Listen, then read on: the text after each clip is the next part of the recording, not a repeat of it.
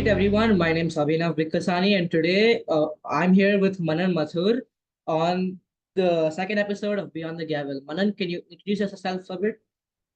Hi, I'm Manan Mathur, and I'm relatively new to debating and MUNs, but I do have considerable experience, and I'm a member of the organizing committee and TTD.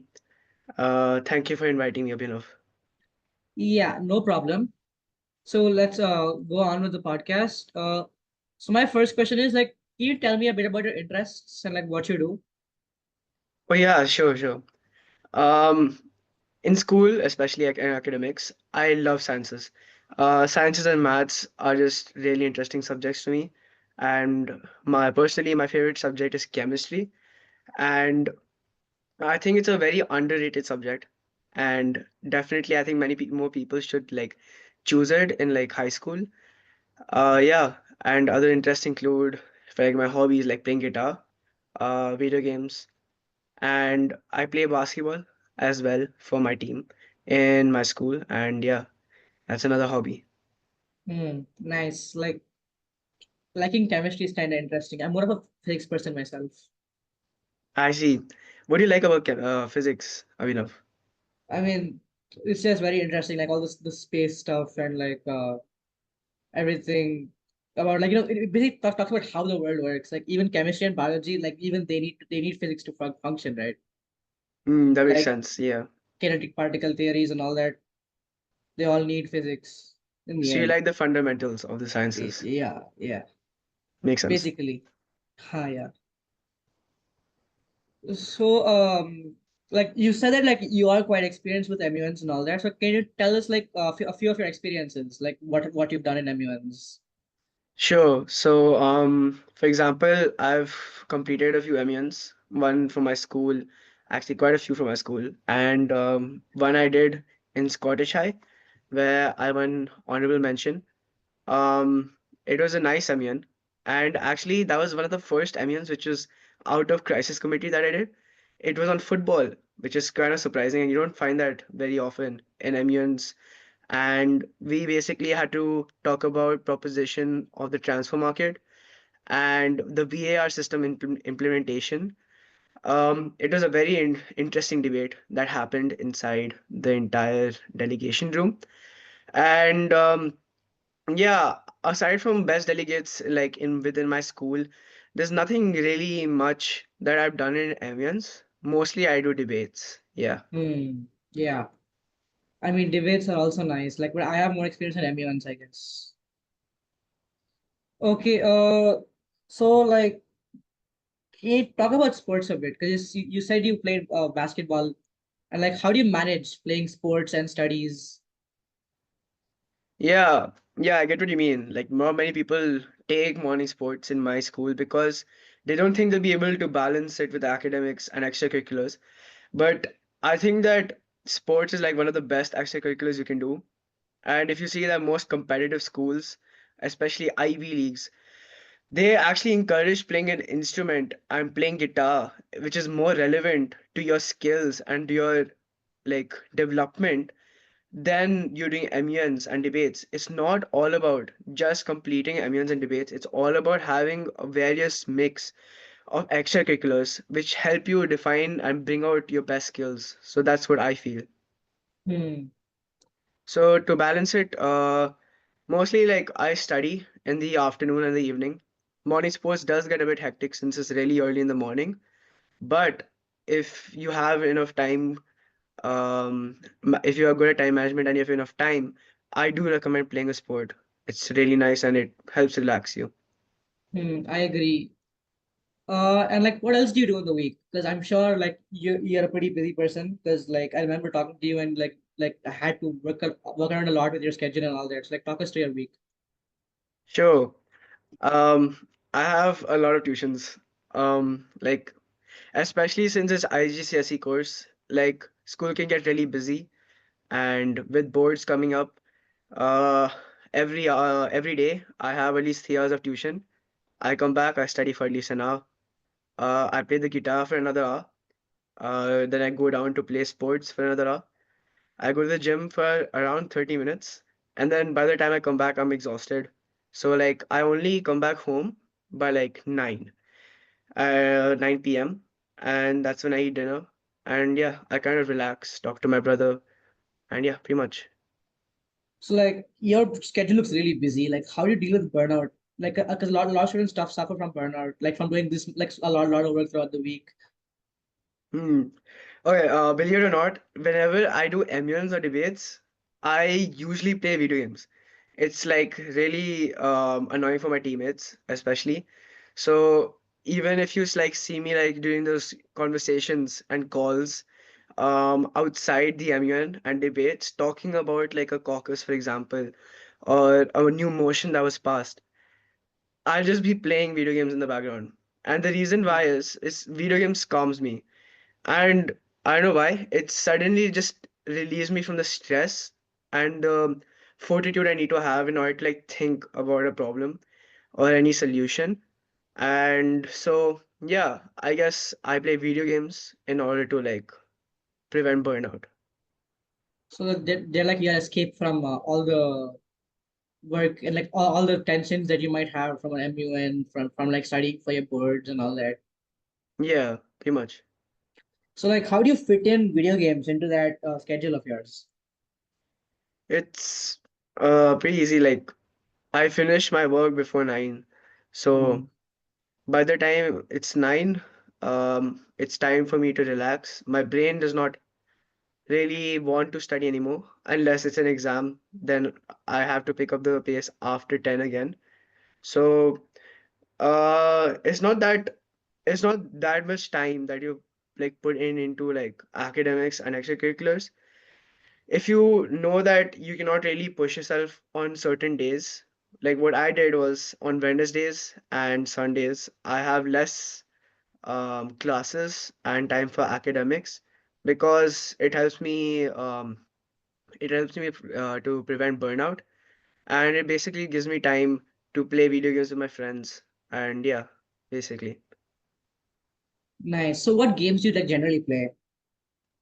Uh, I like shooting games, shooting games Okay. and strategy games. Those are like really nice. And I used to play like these really long games like Age of Empires, Clash of Clans, and Civilization 6.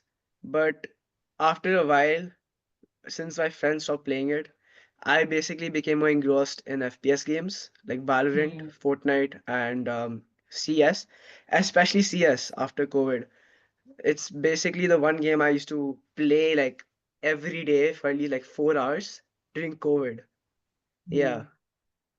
So like do you think like that 4 hours of gameplay like did it set you back like with studies and all that, or like did you find a way Oh yeah, to fit it in? definitely. So like 4 hours of gaming is like, as you know, a lot, and it did take a toll not only on my academics but on my eyesight as well. And I had to get glasses for a short period of time until my eyes actually like lost the power again after I came into 10th grade. And so it's video games can be pretty addicting, and you notice how you stop socializing with your friends in real life after a certain point and more with people you don't even know, because even when your friends start balancing their academics and their time for leisure, you don't seem to be able to do the same. And so I think that if you can find a way to balance your academics with how much time you play, it's you'll be done. It's safe to say that your academics will be okay, at least in like 10th grade until IB. So how did you balance? Like, how do you find your balance? So, like I know like it's a set you back in like in COVID, but like now like how do you find a groove back? Um, so usually during exams, that's when I like stop playing video games mostly. I play video games for like 30 minutes a day. However, when it's not exam time, for example, vacations, I play quite a lot. Um, the way you find balance is by getting to know like your friends. Your friends will have specific times to play. And instead of saying that I will play when I want to feel free, instead if you say I'm going to play when my friends are free, you I find it that you play for far less longer, because your friends as well help you moderate the time that you are on video games. And yeah, that's how I find my balance. So like, do your friends like do group studies and all that, like on calls or like together somewhere, or like are you more of Yeah. a solo studier? So, my group chat is like very busy, and like most of the people in my group chat are really smart, I would say. They all have additional maths, taken all three sciences, and like our subject selection is pretty hard. And so, if you notice, it's less about gaming and fun, and rather we send problems, like maths and science to each other, which like keeps us occupied to doing academics while we're having fun talking to our friends. And so I think that's a really good feature of my group chat. And also, we talk a lot. We call each other and we hang out a lot very often in like different places. And but yeah, usually we play video games because it's harder to meet each other during exam time. Hmm. So like you play more during vacations and study more during exam season. So Yeah, it's like a on and off cycle for you. yeah, pretty much. Nice. So like how do you prepare for MUNs?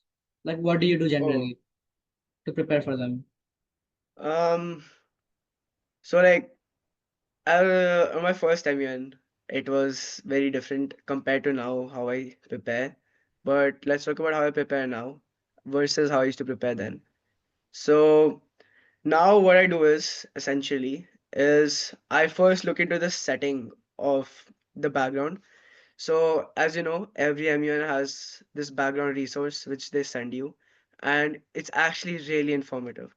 People and delegates don't really realize, but as long as you understand what the MUN background resource is saying to you, you'll basically get to understand the entire point of the MUN, what a speech needs to be about, and how to score marks. So, for example, the background guide on my Scottish High MUN was on how to implement the uses of VAR in different leagues. And VAR is really expensive. It's really hard to implement. But then once you realize that all the information is on the internet made it so easy to get to know. All you need to do is ask the right questions, and you get to know what answers you need to know in order to make a perfect speech. Second, I think about what drawbacks and advantages are there of implementing and proposing a solution. In a speech, there always should be a motive, your own agenda, and your own agenda usually has a solution. For example, if you don't have a solution to a problem in a crisis committee, your speech basically has nothing of value to the actual argument and the motion, which basically does not give you any points. And so before, what I used to do was I used to add useless points into my argument and ask POIs in like a huge bulk, which did not sometimes make sense. Even though I was making the points, the POIs, which I used to make in bulk, made the judge think that I was not very specific and I didn't really understand the specificity of the motion. And so I think delegates should understand how to connect to the motion clearly and make the EV and the chair feel like you basically know the most about the motion and how to help solve it in the room. And that basically helps you create blocks as well. Hmm. So before you're more quantity than quality, now you're shifting more towards quality over quantity. This is what you're trying to Yeah. say. Huh, that's very nice. Like I had the same issue as well. Like before, like in my first time in fifth grade, I was more about asking like the most questions I could and like talking as much whatever I wanted to as I could. But like as time went on, I realized that it's like more about understanding the concepts. So like I used to use AI a lot. Like for example, for like, I had a committee in World Bank. Like it was talking about bonds and stocks and all that. Like I understand that. So I use like Gemini to teach me about the concept, and so like that helped me get the best delegate in the committee. So like how do you use AI like in your daily life and in MUNs? Um, Actually, I don't use AI much at all. Um, Especially for assignments. I find that it basically takes away the entire point of thinking. And as soon as you start using AI and relying on it too often, you realize that you're not thinking for yourself. You're not making an argument, because when the AI makes an argument for you, anyone can make that argument, because AI right now is based on current databases and data from existing arguments, existing speeches, existing pieces of information. If you yourself can't make a cohesive argument, then you realize that the MUN, the speech that you give in MUN, is nothing different from the other delegates. And the chair in the EB easily recognizes this. When I was chairing, for example, I could easily recognize when a speech is made out of AI points mostly, and when it is not, which helped us actually grade the person who understood it the most. I think AI should not be used in order to make an argument. It should be understood. It should be used to understand an argument. The points that you get from it, you should have a way to interpret it. You should suppose it was about human rights. The AI will tell you everything about human rights. It'll tell you about freedom. It'll talk about liberty. It'll talk about the right to food, the right to water. But then, if you don't interpret what it is to have that right, what it means to have that basic necessity of survival, then there is no point to your argument. That's what I feel. Yeah. So like you think that AI should be used more to understand the assignment than to do the assignment itself. Yeah, I mean, which is like what a lot of expert like teachers and professors are saying. Like, people who use AI in their essays now they're getting caught out easily because Quillbot and all that. Like, I mean, even though like you have humanizers like Quillbot, people are still catching out all the fake essays and all the AI written stuff. Like people are finding online. that makes sense. Yeah. You're unable to make an essay after you write an essay from the AI, if you notice. It just becomes so Yeah. much harder to think about how to write an essay when the tool to write an essay is literally a keyboard. Yeah. So how do you think students should prepare like for writing these essays, like for conveying their thoughts? Like how should students convey their thoughts without using AI? And like how to maintain that originality? So we need to recognize the fact that everyone has their own strong points. Some person might be more evaluative. Some person is able to analyze something better. But some people are just not able to express it. And that's actually most new delegates. They're not able to express what they evaluate or they analyze.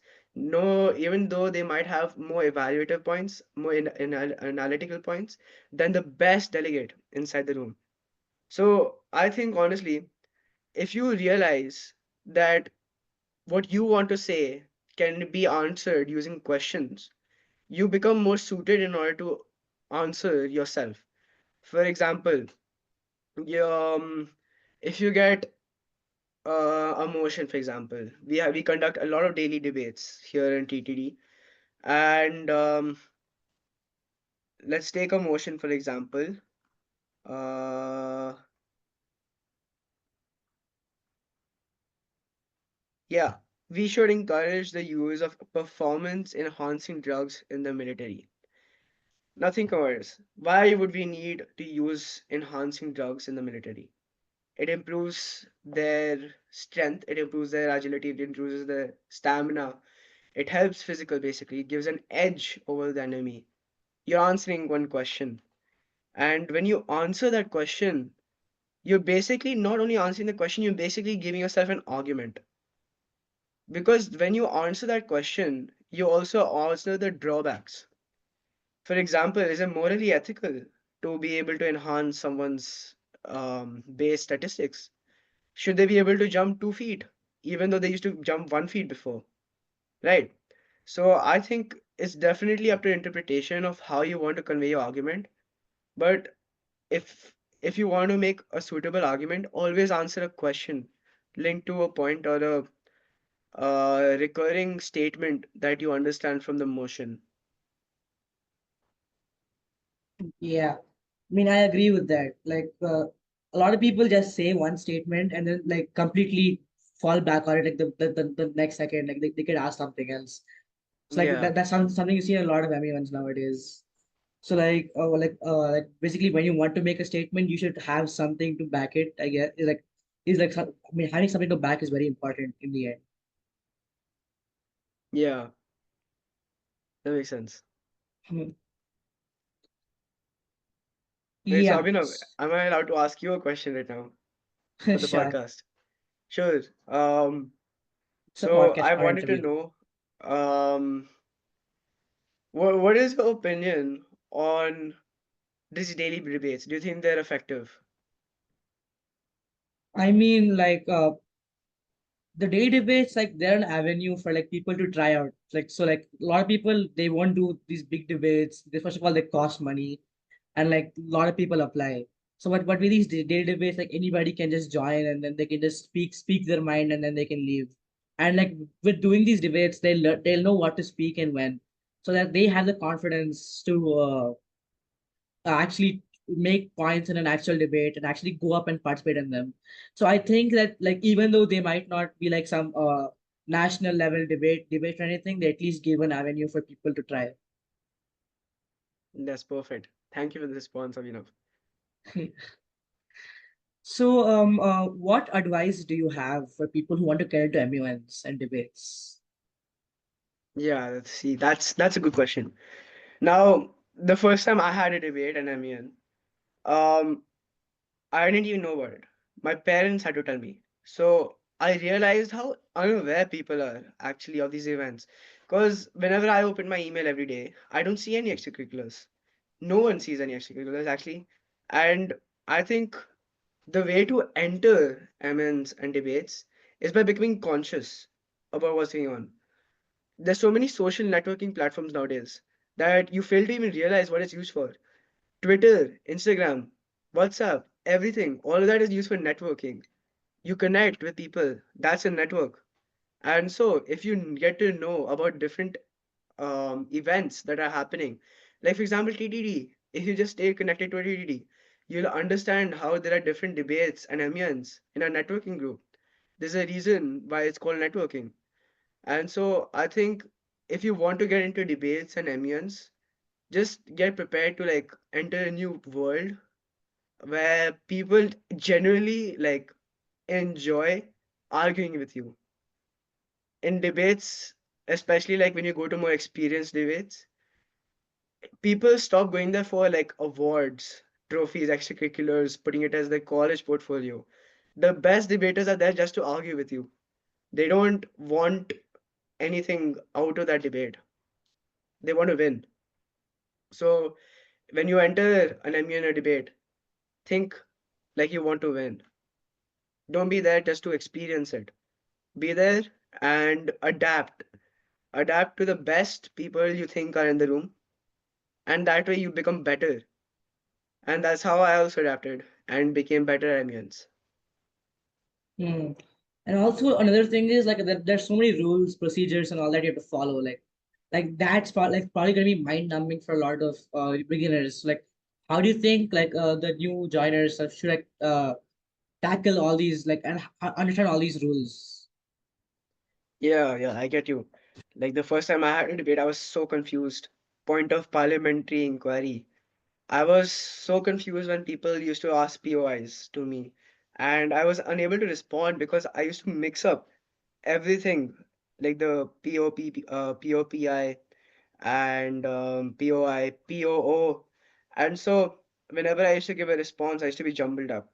However, when you start asking questions, it just makes sense.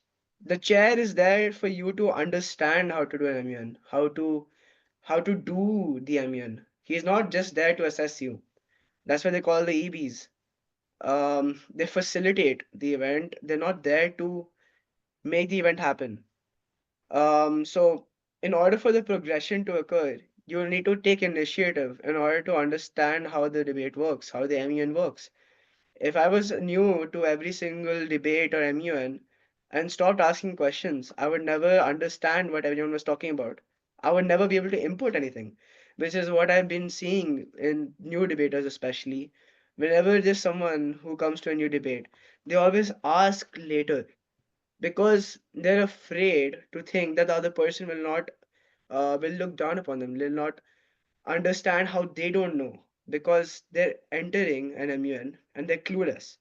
But that's not how it should be.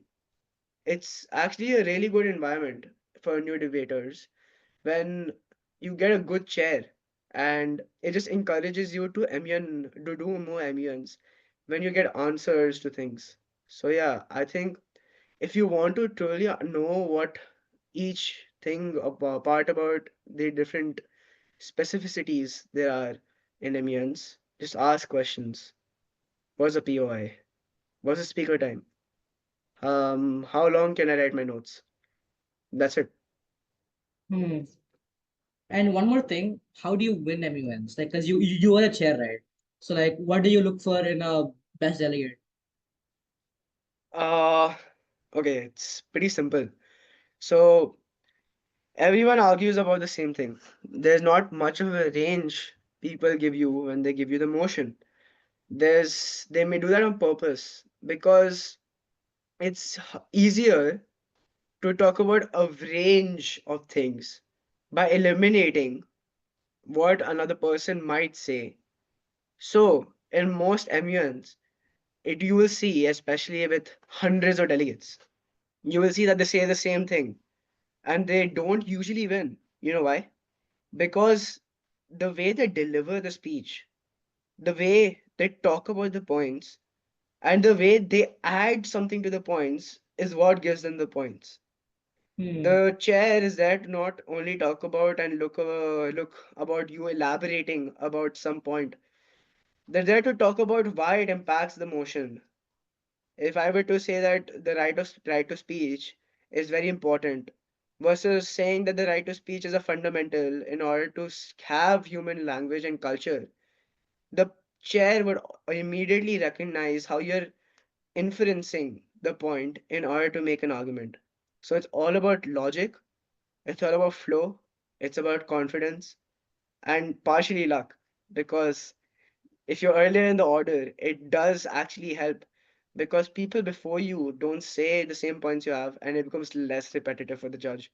So yeah, always try to be in the starting of the order. That's what I would say.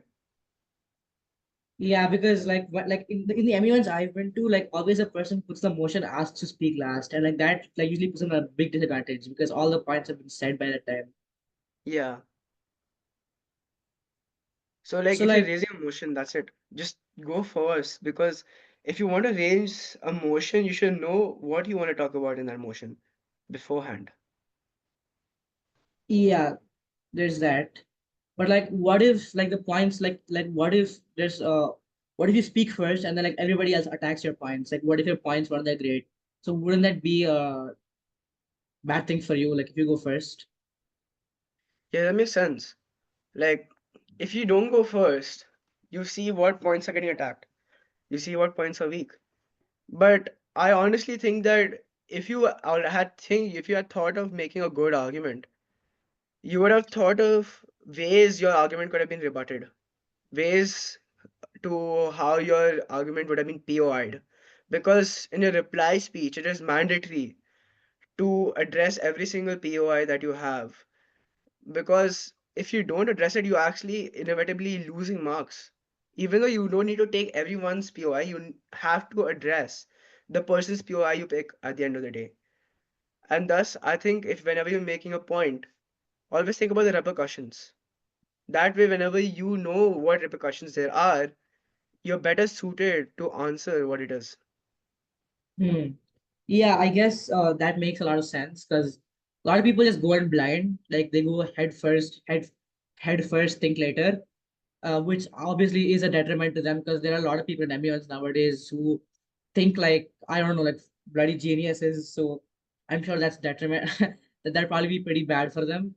So yeah, I think first, then go is probably a better strategy. So Yeah. now like let me ask you a real question, a proper question. What do you think is the point of all these MUNs? So like, what do people gain from doing all these MUNs? Like, what's the point?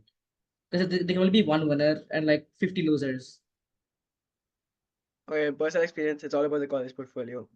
But like, I need to give something meaningful to the audience. And I need to give something meaningful to the people who are doing it. and spending money on doing it. Even though I might be doing it for college applications, just because I do it and I get a certificate, other people might not be doing it like that. I do it because I want to argue.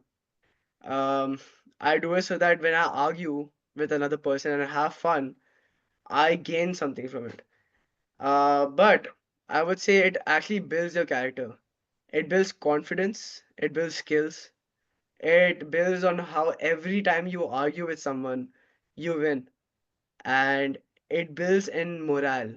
Because when you know that you're a winner in debates, you know you're a winner in MUNs, you know that whenever you enter in a conversation, that your points will be more cohesive than the other person.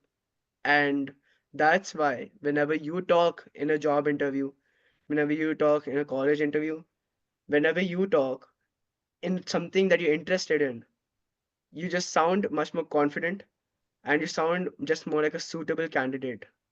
Yeah, that's what I think. Yeah, I agree. Like before it MA1s, I don't think I had like as much confidence. So like if I were for MA1s, I don't think I've taken the step to something as like something like this podcast or like participate in more MA1s. So like I think MA1 like definitely builds character in a person. Like going up, taking up initiatives, try to be the best man. That'll probably definitely help you with your character and like who you are and like your fundamentals. Yeah, I also think that MUNs open you up to like other people, other perspectives. Like I think the main thing about MUNs is like the global perspective of like everything, which I like, yeah, which is the IGCSE subject. I think right, global yeah. It's an perspectives. IGCSE subject. Yeah, Yeah. Well, my so GP like teacher with would be so proud. yeah, so like doing all these MUNs gives you like a global view on life, like outlook, because like you see different countries' perspectives on topics such as women's rights, like LGBTQ rights, sports, doping and all that, all these like from what you learn from these, like it gives you an outlook like what to do where, what is acceptable where, what can be changed where. So like I think that's like one of the main fundamentals of MUNs nowadays. Also, I want you to notice one thing. One of the best debaters, like for example, Shivansh, the head of our TTD thing, and like even the top of our management committee, all of us just like to debate about subjects that are very controversial. Yeah, I would say. Even though you would say that it's not really like um you would say that's not really like, debatable. It just makes it more fun when you're talking about stuff like current day affairs, like taking hot takes on it. It's just so much more fun. And like I think our like leader, like one of the best debaters I've ever seen. I think he is the best debater I've ever seen. And the way he talks in debates is like amazing. And if you see some recordings of him and if you attend an event of his, I think you'll be like really lucky because he has a lot of knowledge to say. And yeah, Nice. So in about 50 minutes the Abu Dhabi Grand Prix is going to start. Who's winning the constructors championship in your opinion? sorry, can you repeat that? In about 50 minutes the Abu Dhabi Grand Prix is about to start. Who's winning the constructors? Actually, I Yeah. think